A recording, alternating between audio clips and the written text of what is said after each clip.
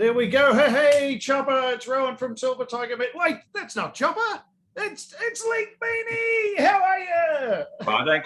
I don't quite have the Chopper moustache anymore. It's just looking a bit more homeless, kind of. COVID has taken a toll on all of us, my friend. It's great to catch up. Thanks very much for your time. No worries, mate.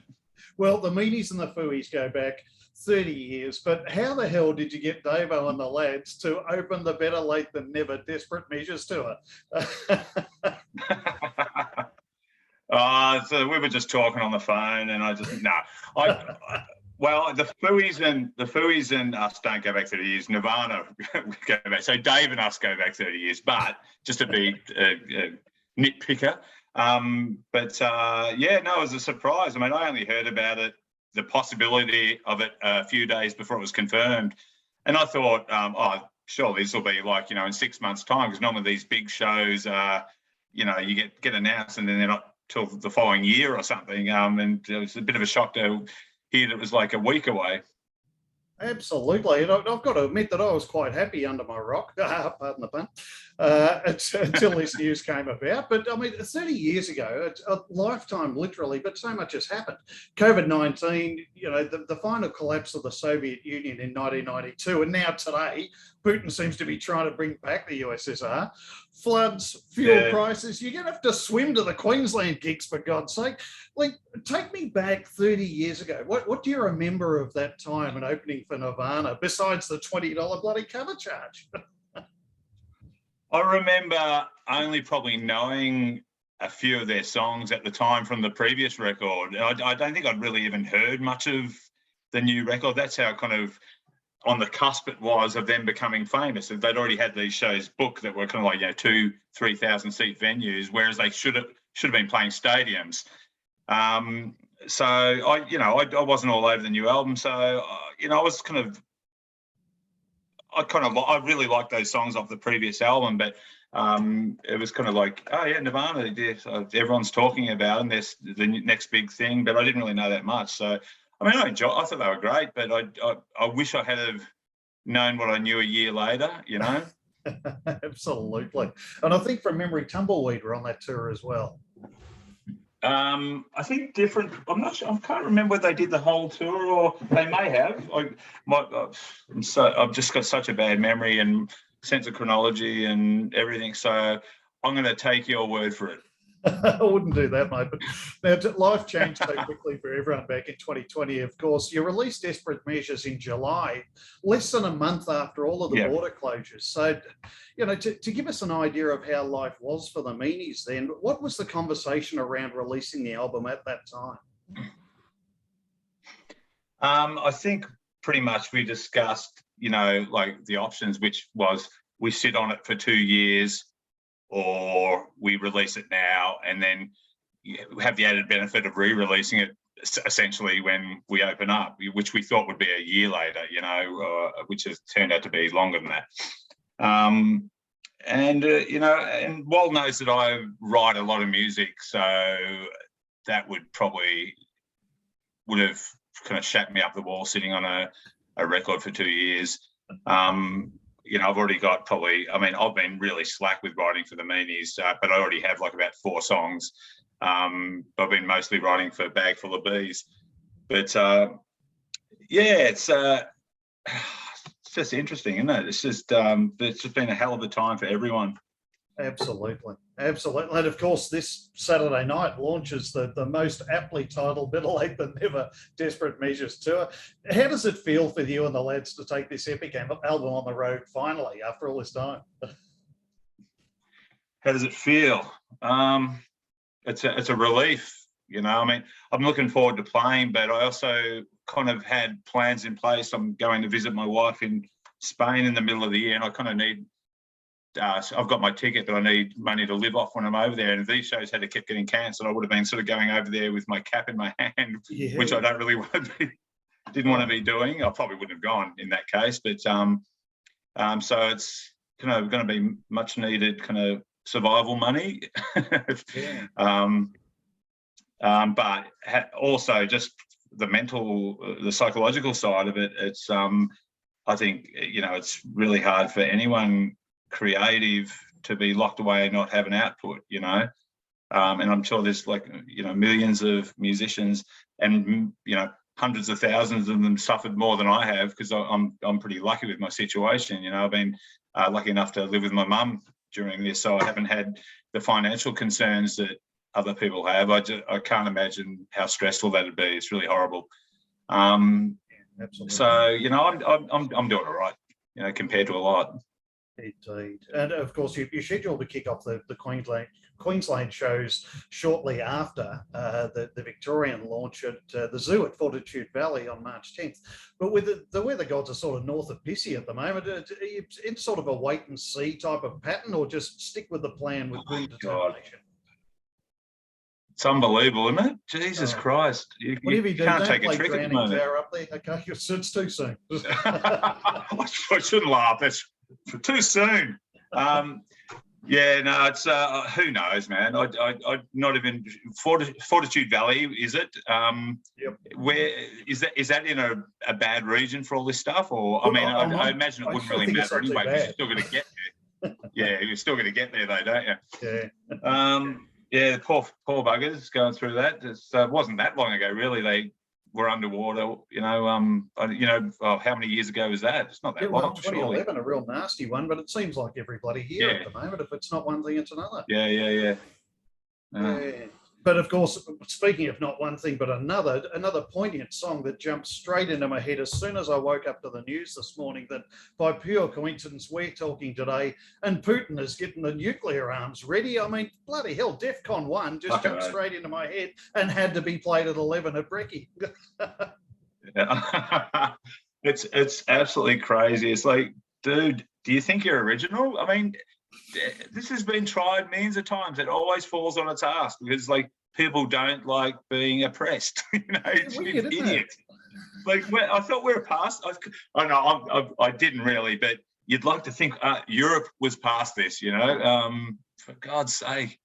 You'd think so. But DEFCON 1 isn't actually about. That's a metaphor, but still good usage of the.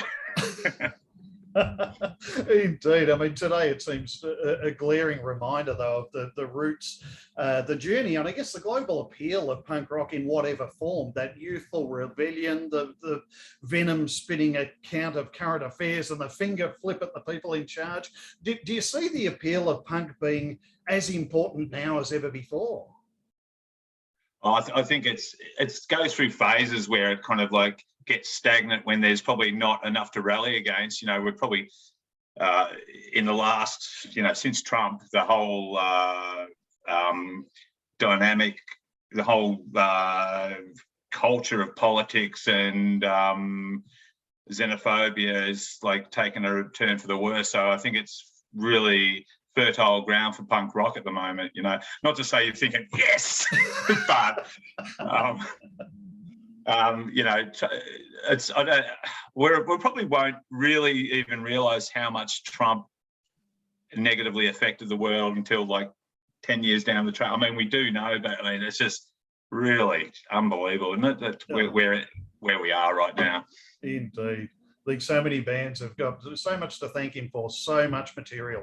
But what's the juice for you personally? I mean, what has been the personal appeal for Lindsay McClellan to become Link Meanie and keep it going for 34 years? The money. No, well, I'm someone who is, even when I was 15, recording on a 4-track, 14, probably recording on a 4-track, I was always frustrated because I always wanted to be doing different styles. I'd do one 60s garage song, and then I'd do a disco song, and then it took me a little while to realise I just have to have those outlets. So it's great. It's great to have that part of my brain catered to, and then this Bag Full of Bees is that kind of probably 60s-esque sort of part of my brain, 70s.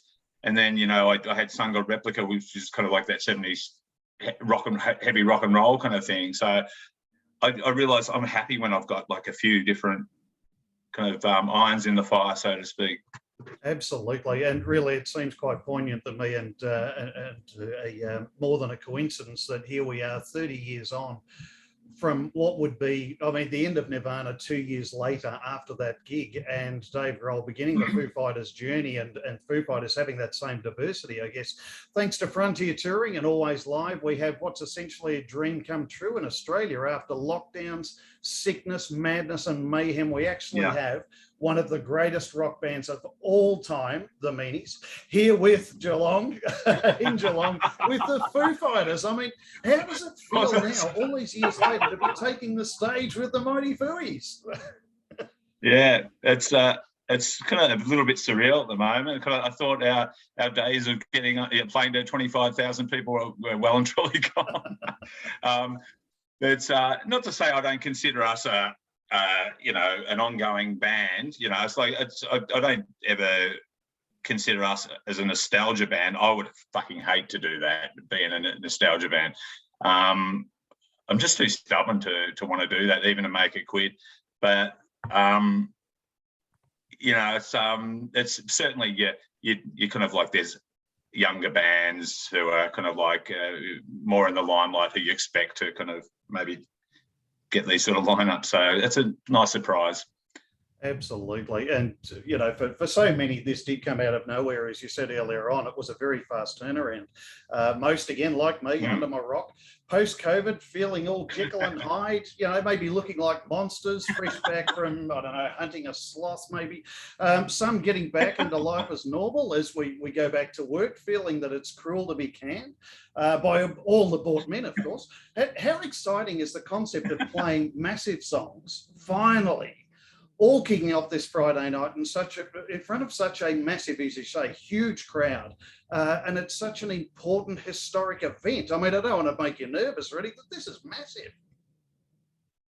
It is massive. I'm not really sure what to feel, because there's nothing to base it on. In the past, I've never been through a pandemic followed immediately by a crowd of 25,000 people. So it's kind of like, I'm not really too sure how I'm going to feel. Like, it's kind of exciting, but we'll see on the day. Absolutely. And look, I'll apologise that I couldn't fit Sousa into that sentence either, but I gave it a run. Oh, shit.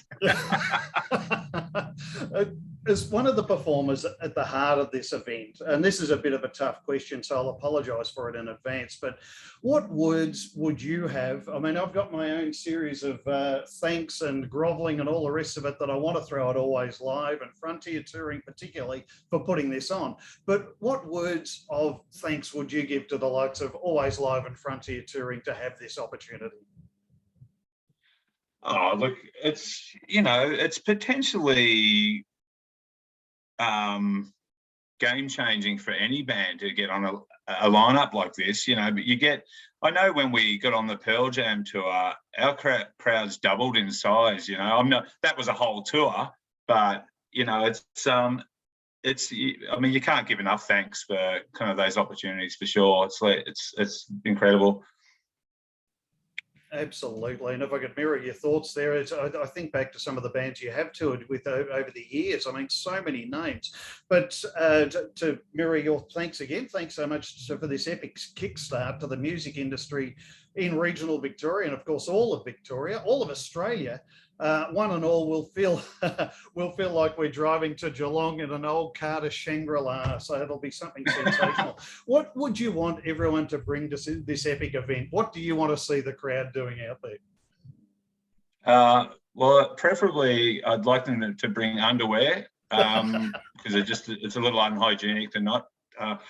I just would like them to have an open mind, and it's like, I guess you're always going to have a percentage of people that are just so one-eyed, they just want the support bands to just get it over with, but just give us a minute and hopefully we can turn you around.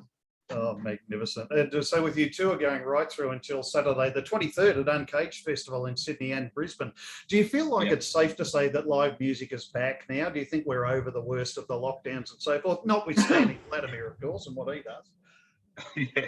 Well, assuming we survive the nuclear war, I think I feel that we have gotten past the worst of it. I think that if there's flare-ups, I don't think we're going to go back to what we were, unless there's a really bad variant comes up. Like, fingers crossed. But I'm just trying to stay positive. I am the eternal optimist. Absolutely. And of course, because you're playing as an optimist at a footy oval, one question needs to be raised on behalf of not only Meanies fans, but also Melbourne Demons Football Club supporters. We need this answered. What happens to Max Gawn when AFL season starts again? Do you replace your drummer for the season, or for those winter months? What happens there? Or is Mark Hobbs not in fact? Is Mark Hobbs not in fact Max Gawn? No, sorry. Yeah, good call. I honestly better stop there, or Mark will leave the kit, come and smack me at a gig. Ringo Meanie is not Max Gawn. Fans, don't panic. I think we've probably called him that at one stage. You just threw me there for a second. I was like, what the hell? Where's this going? We can cut that shit out. It's just between you, me, and the rest of the West. That's good. I like it. Now, all of the songs from Desperate Measures are brilliant. And I think the album is thoroughly superb. I can't get enough of it. But the title is, and has been since day one of release, so apt and so relevant. Where did the title actually come from? It just came about basically just thinking about the world and, and how, accepted ways of dealing with a situation kind of aren't static, In other words, the way you would deal with kind of like a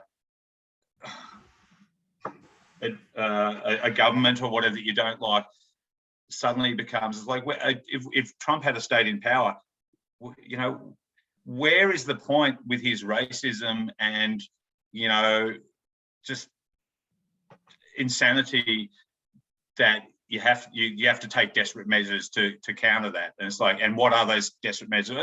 There's no answer to it. It's just a question. There should have been a question mark after desperate measures. It just came about from frustration, sadness, and anger at the Trump years, and which is still going, unfortunately. Unfortunately, yeah, as you say. Now, Sousa, I love it. Love that song to death. And it's got to be my go-to. I just keep coming back to it. But what's it all about? Sousa, that's just one of my kind of whiny emo songs, That's just, just a fish out of water. Another kind of one of the many kind of Radiohead creep-esque songs that I've written. So yeah, just not about things just not making sense to me. That people seem to understand or just like put up with, and just kind of like it's water off a duck's back, and I'm just like, are you seeing this? What's up? That's it's all that sort of stuff. Brilliant stuff. I actually considered for a moment that it might be a homage to John Philip Sousa, the March King composer, and I wanted to see the army of North Korea do their march to that little number. I thought that'd be brilliant. Well, it is. That's where the name comes from, Sousa. Just because it was just this image of people kind of like talking at you with sound, like these like sousaphones kind of making noise, and you just like a different language, like hieroglyphics or something, just because it's like we're talking such a different language, Absolutely, and getting him to shut up, the trick of all time. I sort of really visualized a film clip for that. Yep. By the way, absolutely. So, favourites to play from Desperate Measures. What will be the ones that you will enjoy? Do you think performing the most?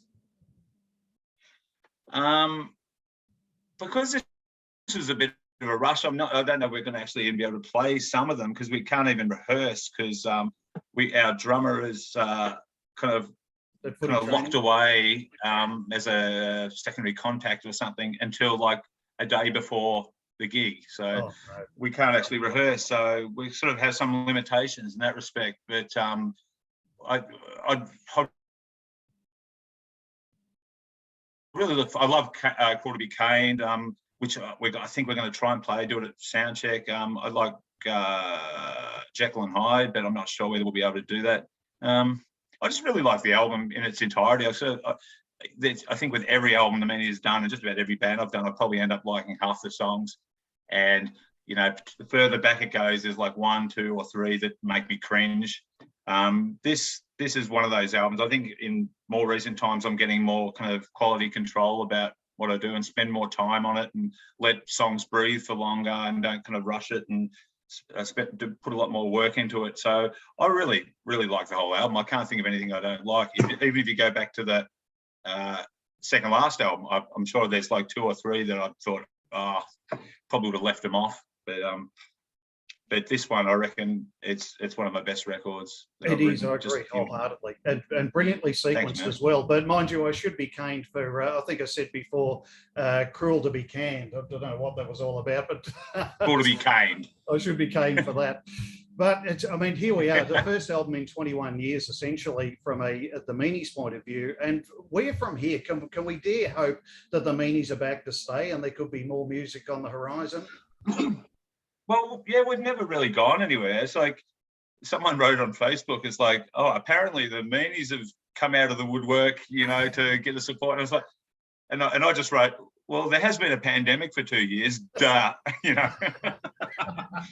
But it's like we haven't stopped playing. I mean, that's the thing. We're not kind of in your face with sort of like publicity or anything, but we've not stopped. We only stopped playing for like 3-4 years in the 90s when I quit. And then since then, since the late 90s when we started again, we've just been going, and we don't, you know, it's got to be something we enjoy, and we don't over-labor it, you know. We certainly don't tour like we used to, you know, hundreds and hundreds of shows in a year. But I think it's a good amount for me physically and mentally. You know, they're hard shows for me to do physically, and mentally I wouldn't want to do kind of more than we're doing. Oh, absolutely. And do you have a certain amount of trepidation about going on the road now, or it's more overtaken by enthusiasm? I do have trepidation in some respects, not the psychological trepidation that I used to have in the old days, but more just the physical nature of it. They're pretty physical shows, and you know, if you're going on a long tour, a couple of months, playing every day, drinking heavily, takes its toll, you know, and the body sort of like takes a lot of hits. It's funny, you do tend to though go into a bit of a kind of a zone, I've found, like when you're doing that, and you kind of somehow your body just gets through it, and then you sort of hit the end of the tour and it just collapses. And you sort of come down with a flu, and your body, your knees give out, and so the body is an incredible thing, you know, that placebo kind of response. Most certainly. And with so many things running around in the air, I'd certainly imagine that would be a concern as well. But look, congratulations to you on the band on such a superb album, even though it's a bit old now, but to hear these songs live is just going to be sensational. There's so many hits. There's not a yawn on that album whatsoever. Thanks, mate. And cheers. Of course, look, we thank you very much for your time today. It's been a thrill to speak with you. Can't wait to see you performing on Friday night in Geelong, finally, and around Australia for the Better Late Than Never Desperate Measures Tour of 2022. My friend, thank you very much. And thank you very much to you.